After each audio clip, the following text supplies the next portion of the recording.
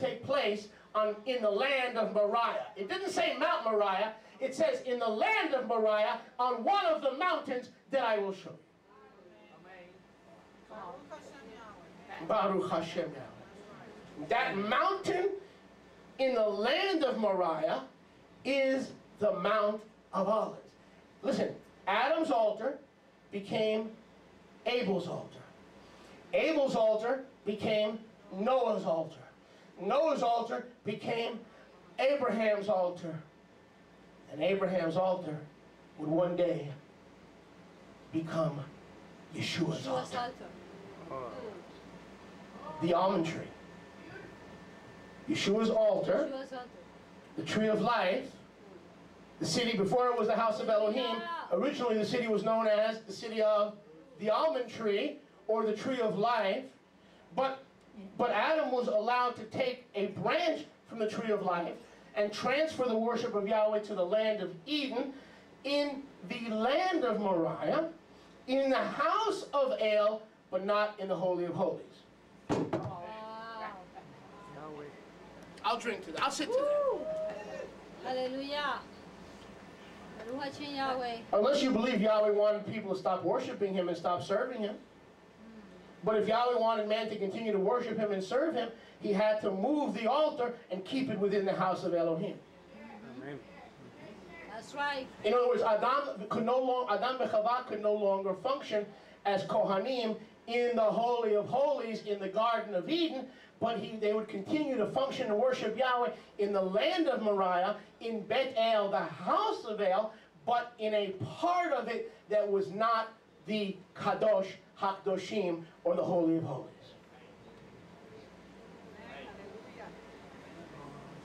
Are we on? Are we going? Where are we going? Back to Eden. Baruch Hashem Yahweh.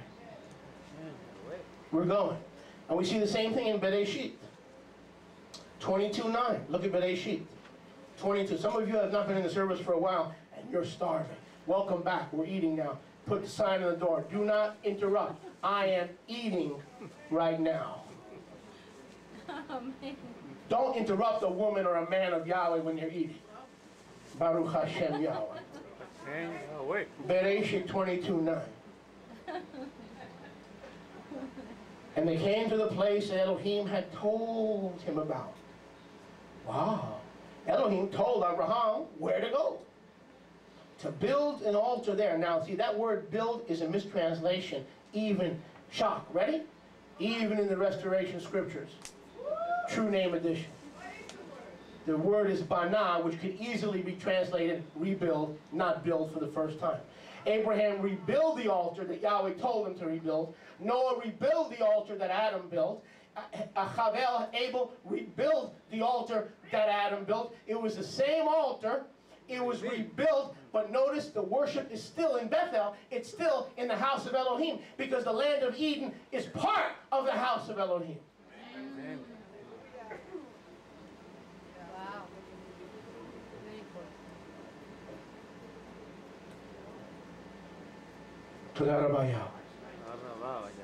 So the word build in Genesis 8:20, Genesis 22:9 is the Hebrew word bana, which could easily be translated, you could look it up in your Strong's Concordance, rebuild or restored. And in this case, that's exactly what it is. So brothers and sisters, it was in this area. Now let's put the pieces of the puzzle together. I hope you have a mental picture or a mental puzzle of what I'm trying to put together here, okay? And what you should be putting together. The area outside the eastern gate of the Temple Mount, that later Cain and Abel built their altar to petition Elohim, whom they considered to be inside the what? Inner garden. Why did they have to build the altar outside the Temple Mount? Not Mount Moriah, but on one of the mountains that Yahweh showed them. Why? Because they knew that Adam had what? Messed up, and they couldn't go back to the Temple Mount. So they had to find a suitable location, still in the court of the house of Elohim, acceptable to Yahweh. And that's why Cain was rejected. Since when did Yahweh say, bring a veggie burger, garlic, and cucumbers to the altar? There was never a cucumber sacrificed on Mount Moriah. So why would Yahweh allow cucumbers to be offered in place of the blood of the lamb, even on the altar on the outer parts of Eden? So get this, Adam built an altar in Eden. But it wasn't the Garden of Eden, it was the land of Eden. And it was rebuilt by Havel. It was rebuilt by Noah. It was rebuilt by Abraham. This historic altar came to be associated, oh, don't miss this now. Slow down and let's digest this. It came to be associated with the altar of the burnt offerings, located just east of the holy place, in the tabernacle, and later the temple. Our sages, so in other words, the Mount of Olives, which was what? Adam's altar, later came to be somehow affiliated or associated with the burnt offerings. Now the altar for burnt offerings was in the outer court of the temple on Mount Moriah. But if you remember, if you've ever read your Torah, if you've ever read your Bible, if you have a good memory, the animals that were killed in the outer court of the Temple Mount, or the former Garden of Eden, the place of the almond tree loose, which became the house of Elohim, those sacrifices, those carcasses were taken and burned.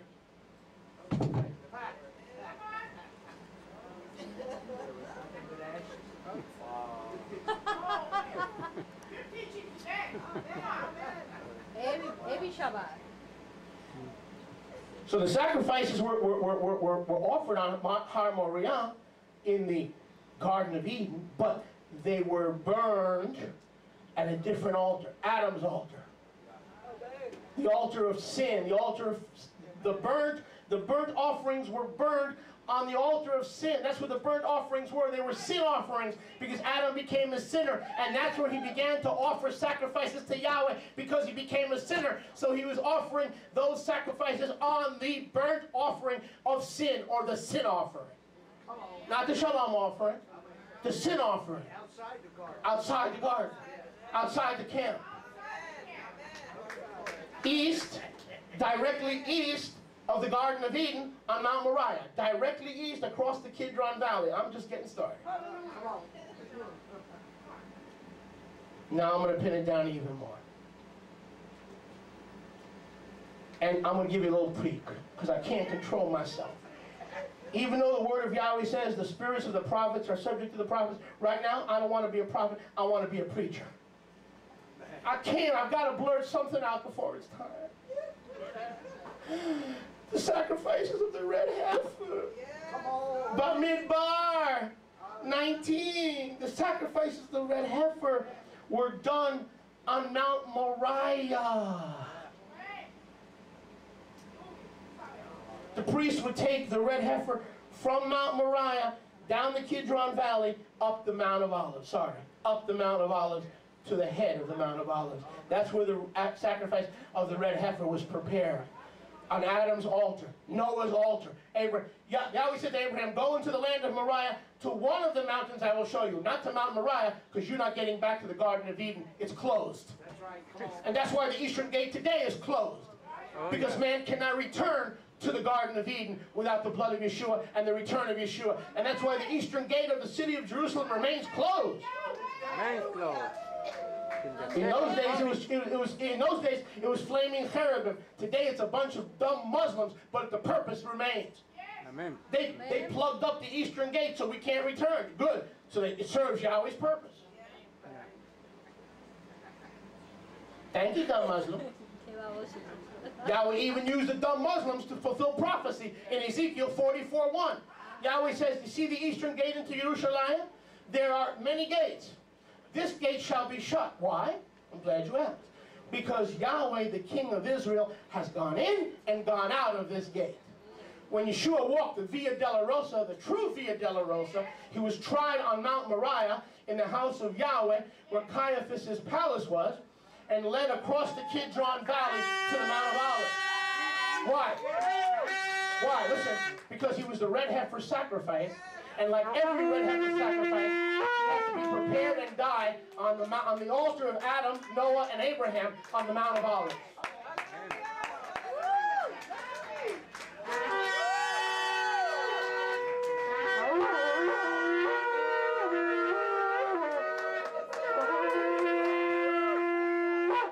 Listen, our sages, listen, our sages have commented that the land of Eden extended from the river Gihon, circle that word, should sound familiar, Gihon, to the river Pishon, and that was symbolic of the court of the Israelites in the tabernacle, later in the temple, which extended the area around the sanctuaries that came to be known as the camp of Israel. The camp of Israel, as set by the Beit Din, or the halachic ruling body of Torah in those days, was like an imaginary circle around the sanctuary with a radius, according to Talmud Rosh Hashanah 2.5, Sanhedrin 1.5, Sebaot 2.2, was a radius of 2,000 cubits. What's 2,000 cubits? How many feet, Ted? 18 inches to a cubit. How many feet? 2,000 cubits, 18 inches to a cubit. Huh? 6,000 what? Feet? Okay. Is that what it is? 3,000. So the rabbi said that from the Holy of Holies, in a radius of 3,000 feet, was considered the camp of Israel. Everything outside the radius of 2,000 cubits was considered what? Outside the camp. Does that term sound familiar? Everywhere in the Bible and the Torah we read, outside the camp, outside the camp. Hebrews 13, Yeshua was crucified outside the camp. So let us go to him outside the camp and bear his reproach. He didn't die inside that. How many feet did we say that was? 3,600 feet. Which was the Garden of Eden, which later became the Temple Mount, the Holy of Holies. He died way outside the camp. He didn't die within the camp of Israel. Baruch Hashem Yahweh. Now go back to Bereshit 2:8. I'm not limited by information, I'm only limited by time. Hallelujah.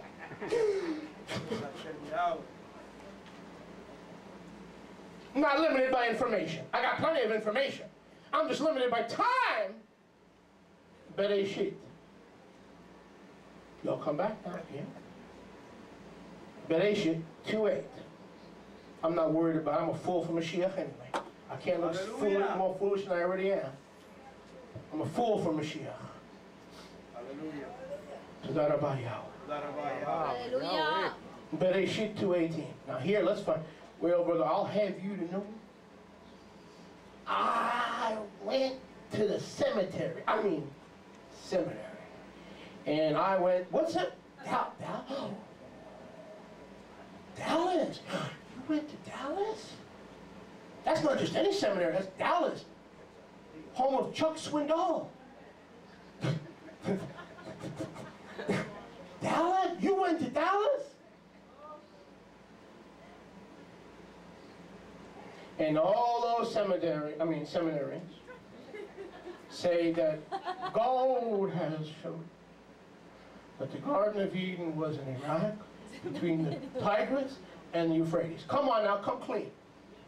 That's where I was told, that's exactly where I was told the Garden of Eden was. Somewhere in the land of, Somewhere. between the Fertile Crescent. In between. Between the Tigris and the Euphratesos. Where? I don't know. Anyway. Somewhere in the Fertile Crescent.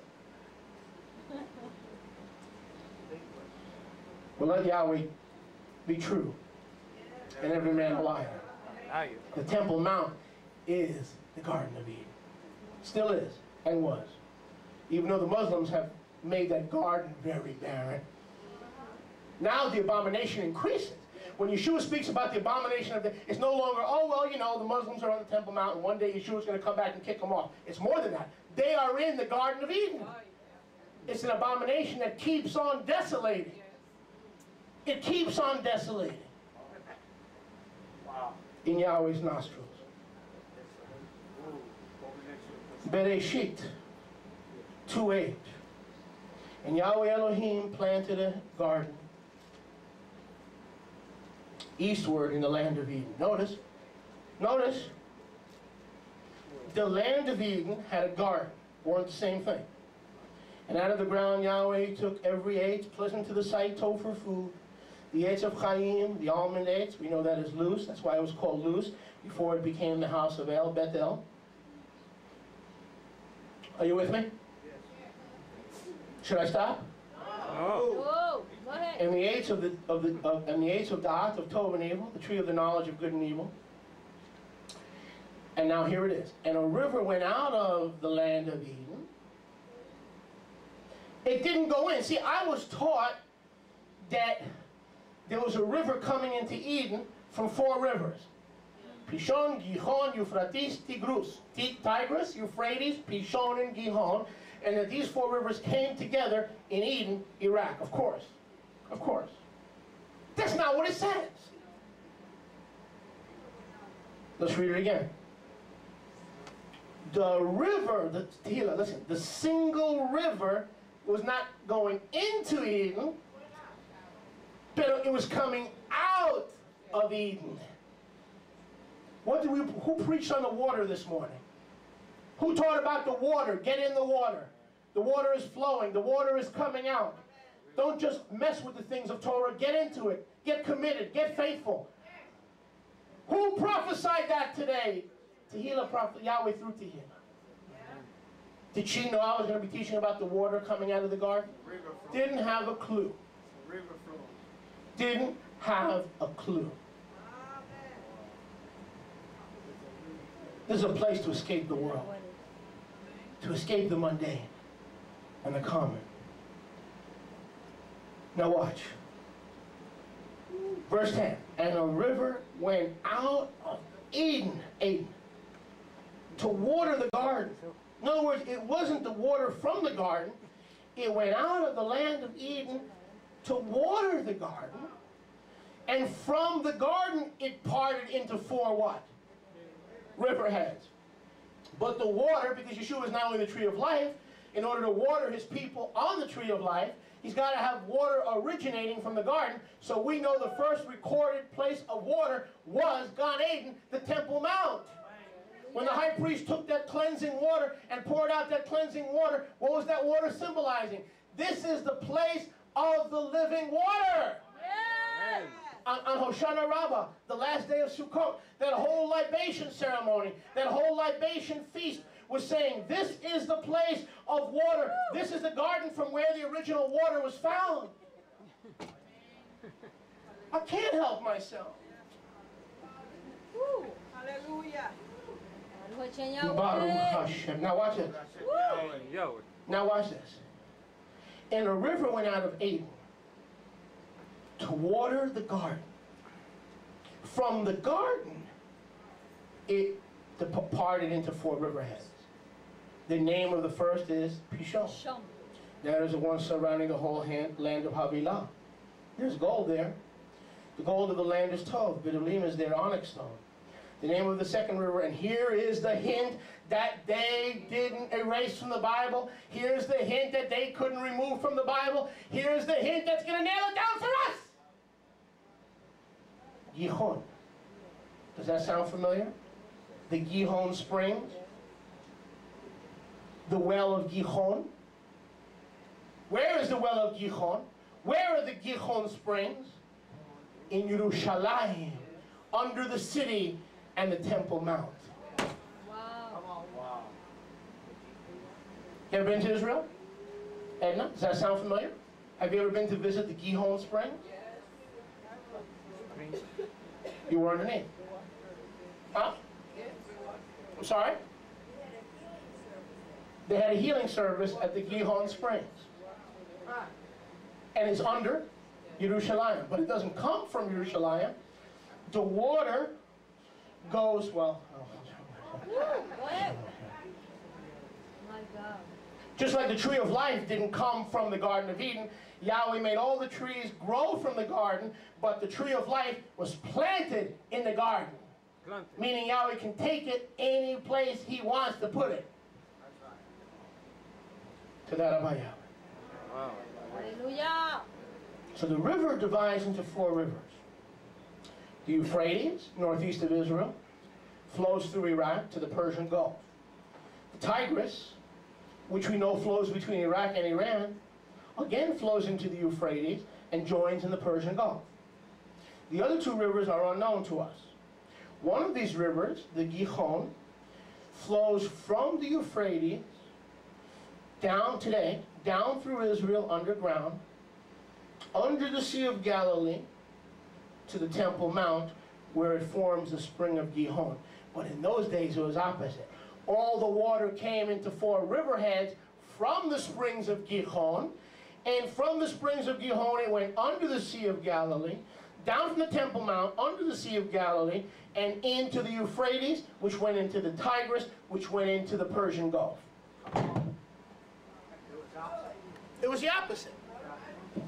Today is just a spring, meaning the course has reversed itself. Just like Adam and Eve were perfect, but their course before Yahweh had reversed, and they became sinners.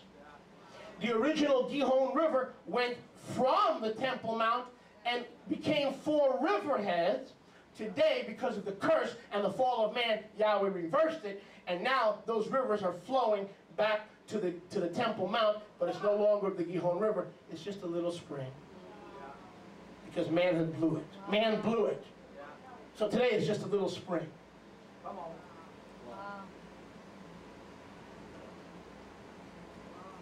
Wow. Wow is right. Wow.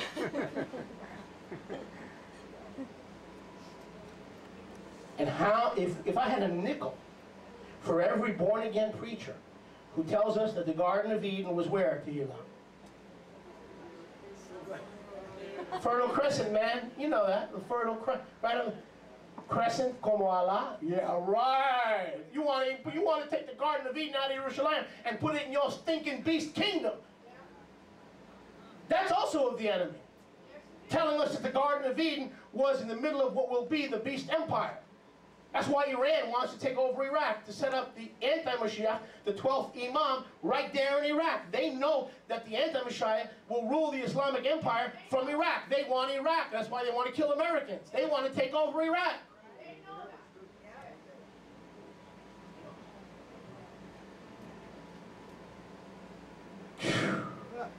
Isn't that an attack on Yahweh? If you can move the Garden of Eden away from Jerusalem and put it in Iraq, isn't that an attack on Yahweh and His Word? Amen.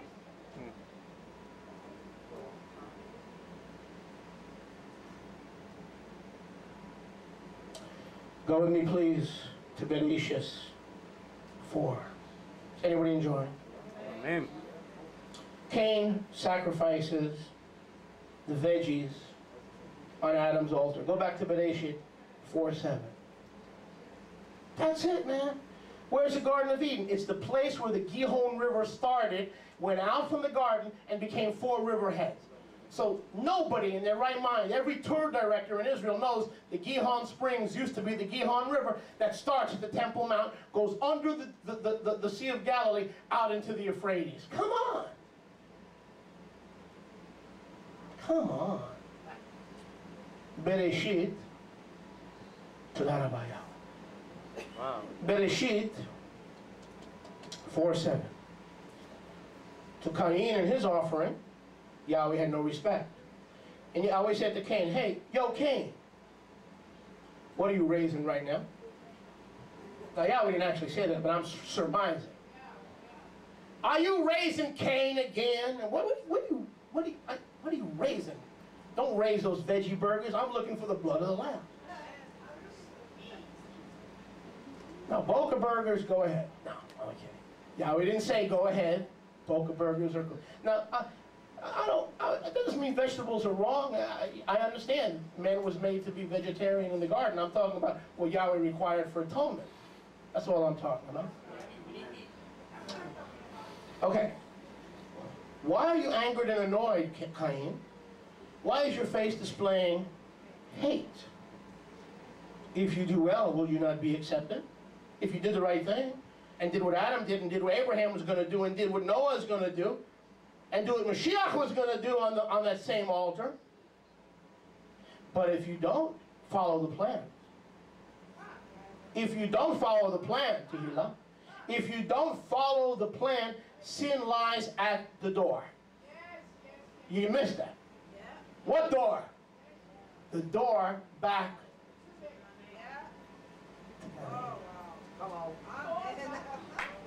It is your sin that is blocking your return to the Temple Mount. So the best you can do is do it right on the Mount of Olives, and you can't even do that right. So why is your face so, we say that in English, I don't want to repeat it here. Why do you have a blank face? Because the door is blocked by your own hate and by your own sin. But if you do the right thing, like Adam did the right thing, and like your perpetuity will do the right thing, won't things be okay with you? Won't things be all right with you? Todah Rabah Yahweh. Watch this. I love it. To master the sin that Cain had already committed, he had to make a sin offering where? The offering had to be applied at the door. The door was the entrance to the land of Eden. The door where Cain's sacrifice had to be placed was located at the eastern boundary line between the land of Nod and the land of Eden. Since Cain's viewed Yahweh as manifesting himself in the inner area of the garden, Cain's sacrifice had to be on the altar facing Yahweh in the inner sanctuary of the garden. But it wasn't. He brought veggies. He didn't come to the altar east of Eden facing Yahweh. He just showed up with vegetables wherever he wanted. He didn't come to the door. And Yahweh said, now sin lies at your door. Because you didn't come to the door. Didn't Yeshua say the same thing in Yochanan chapter 10? I am the way, I am the truth, I am the life. No man comes to the Father but by me. I am the door. In Yochanan chapter 10, by me, if any man enter in, he shall be saved and go in and out and find pasture. So sin lies at your door. So, in the church world we go, oh, that Cain do it, he just didn't do it right. Well, what did he do wrong? He didn't face the door. He showed up with the veggies, any which way, haphazardly, with the veggies, and he didn't build or rebuild his father's altar facing east to Mount Moriah and the Holy of Holies. He not only brought the wrong sacrifice, he pointed it any way he chose. And Yahweh said, it's not just sin, brother, it's sin, and the reason it's sin is, I'll even tell you where to find it, at the door. What door? The door back to the Garden of Eden. Sin. Hallelujah. We don't want anybody to know we're enjoying this.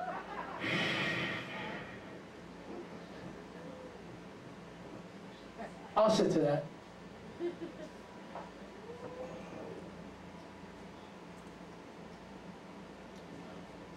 Not a machine, man. I got to keep putting oil into the machine. Amen. So Cain refused to follow the altar of blood atonement that Avel, Hebel followed. Oh, now I know why you're all getting uptight. 4:35. Well, read my lips. We're going for another few minutes, and then we'll pick it up next week. Now that you mention it, I do every week at 4:30. 4:25? Give me an M. M. Give me an O. O. Moshe, he's our man. If he can't, no. Then 4:30.